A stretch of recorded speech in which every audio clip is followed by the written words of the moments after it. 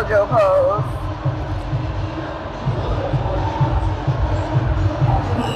No, pose, I'll be like, shit. I'm like, I ain't even finna JoJo a I'm little like, bit. Hello, like, fuck it, I can only go so far. What is going on, y'all? This is Maki Roll. I am here with the Release Wednesday. We are at the very first Exotica DC. I am here with the illustrious Nurse J Becky. Hello. I just want to know, how are you feeling right now? I know you have a table here. So what are the vibes like for you here? You know what?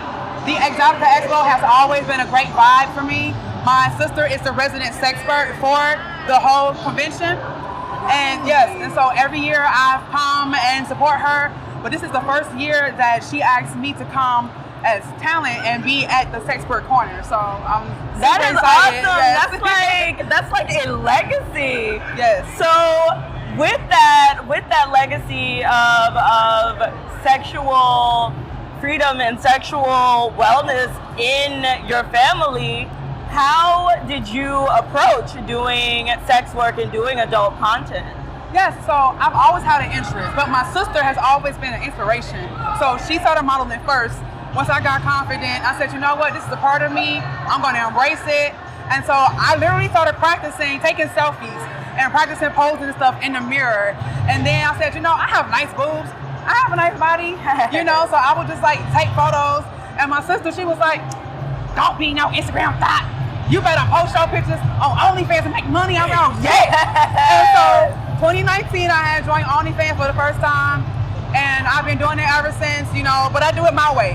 Because a lot of people will try to pressure you to do stuff that you don't want to do. And I'm like, look, I'm only comfortable doing these things. You don't like it, peace out. You know, but I know that I make good content. I love making content. So yeah. Yes, and I love that you have that power and that sense of control over not only your content but your fan base. Yes. How do you feel, and especially coming out of the pandemic, how do you feel that you kind of leaned into your virtual community for support? Well, you know, I'm also a registered nurse. So for me, working during the pandemic was like really stressful. So for me, going to cons, cosplaying, watching anime, like it really helps me to release.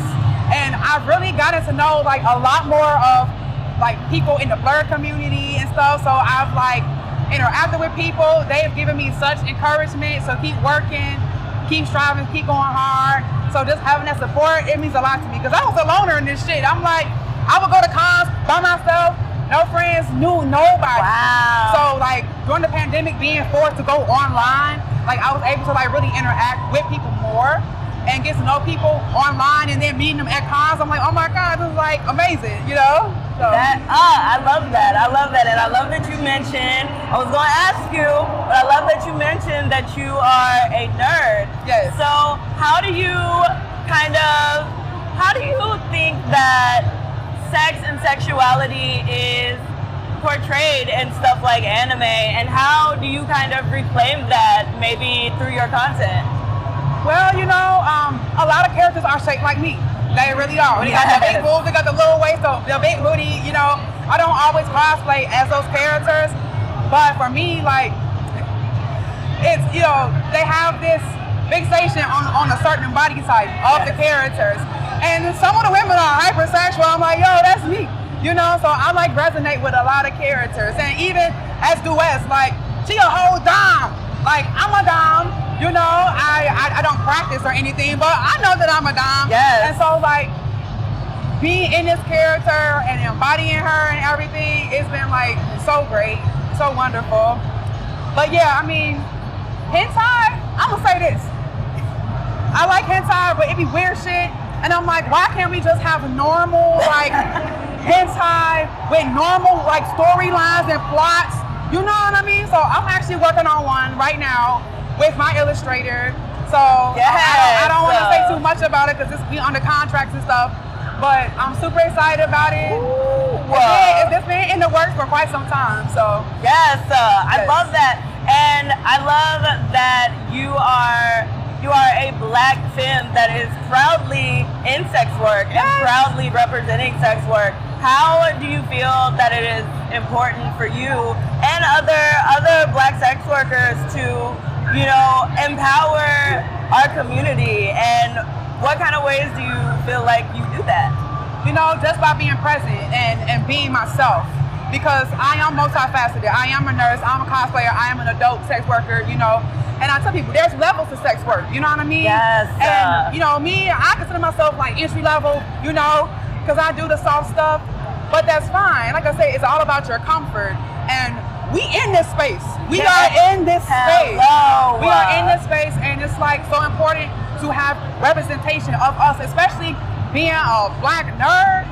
Like, it's some freaks. It's some freaks in the nerd community. Hello, It's freaks in the nerd community, and people don't embrace it enough. And they want to, like, people talk shit about lewd cosplayers all the time, and I'm like, yo, it's what it is. There's so many lewd characters in anime. You can't expect people to not want to cosplay as a lewd character, because I resonate with a lot of them because they're open sexually. I'm open sexually. I'ma do it, you know? So we just need to embrace that more.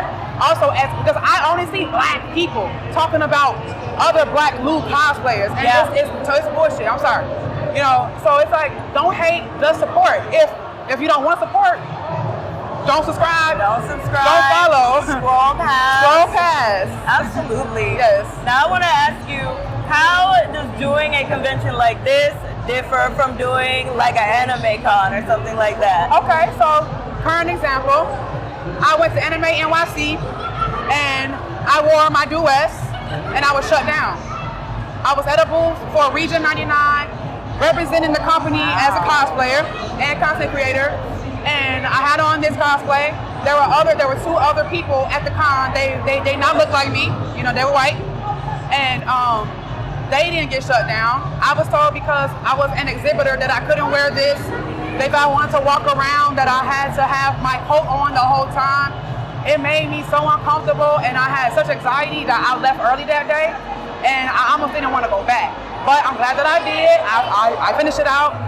And but like being here and being in this cosplay, it's been so many people who have been so supportive and like telling me, you rock it.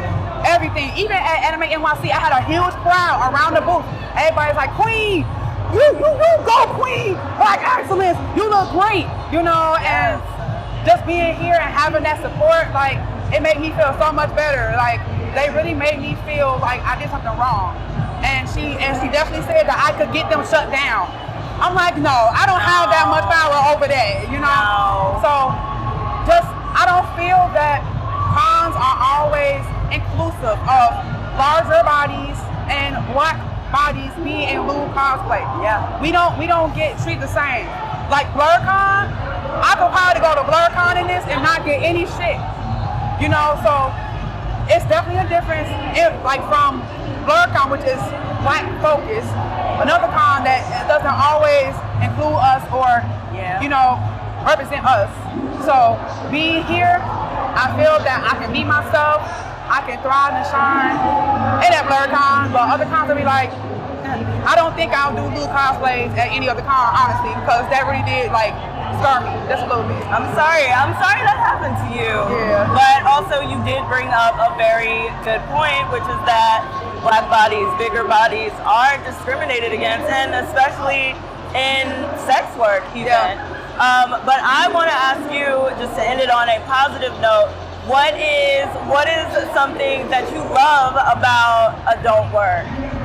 I love the responses I elicit from men, because I love men, I ain't gonna lie, you know, and I like to tease, I like to tantalize, you know, so for me, it's just being able to express myself in that way to others and elicit that response, and just to share my art with them, which is my advice to you. Yes. So yes. Yes. And one more. When you think, who has the best anime titties to you? Oh my God. There's so many characters, G. Hold on. Oh my God. Super Sonico has nice titties. Those are quality anime titties. Oh my God. What's her name? Oh girl from prison school. Damn.